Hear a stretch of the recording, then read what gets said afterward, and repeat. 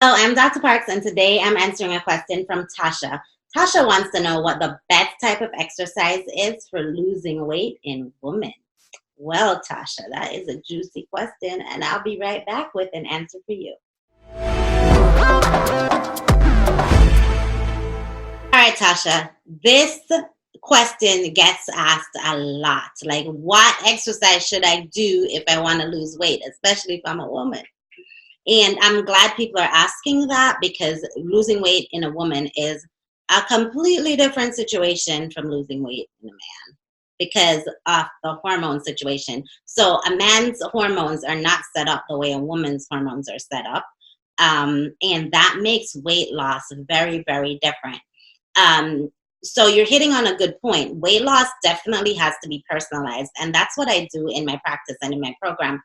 Not everybody needs to do the same thing. And we all know this. We all know the people who go to the gym, they work out all the time, and they get incredible results. And then the other people who go to the gym and work out all the time, they do all the same workouts. Sometimes they do even more, and they don't get any results. And it can be really depressing and annoying and frustrating if you go to the gym and you work really hard consistently and you just don't get the results. And a lot of the times is because you're doing the wrong workout for you.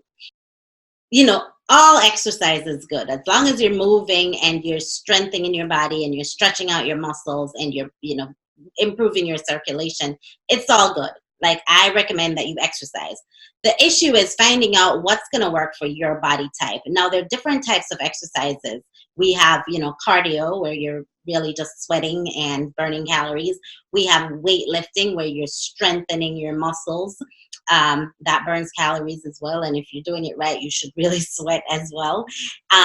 There is flexibility exercises where you are really stretching out and toning and lengthening. There's so many different types of exercises, and then it gets a little more complicated because you can mix and match and put them all in together and create a program that is good for you. Now, the thing that I've come across is the hormonal status in your body is really what's going to decide if you lose weight or not. It's not the exercise. I know there are a lot of people are like, well, you just burn more calories, you have to burn fat. And the answer is no, you don't have to burn fat. It really depends on how those hormones are set up. So if you have high hormones in your body that prevent fat burning, it doesn't really matter how much you exercise, you're not going to burn any fat. You have to take a step back and realize it's not just the exercise. The exercise has to complement you and complement your particular situation and what's going on in your body. So it's really hard for me to say what exercise is the best exercise, because if 10 people come into my practice and they all want to lose weight, I will give them probably 10 different sets of instructions for exercise, because it really depends on who you are and where you are and what condition your body is in. So there is no quick fix or no one answer. There's so much debate about exercise, what you should do, what you shouldn't do, when you should exercise, when you shouldn't. And my answer is always the same. It's really dependent on who the person is. When you should exercise and what you should do is so subjective because it depends on the situation that your body is in. So hopefully that clears that up. So there is no right or wrong exercise for everybody. It really, really depends. If you're a woman, it really depends on your hormones. Men can usually follow more generic exercise routines. And unfortunately, men are the ones who develop this whole thing about, working harder and burning more calories and you'll drop weight.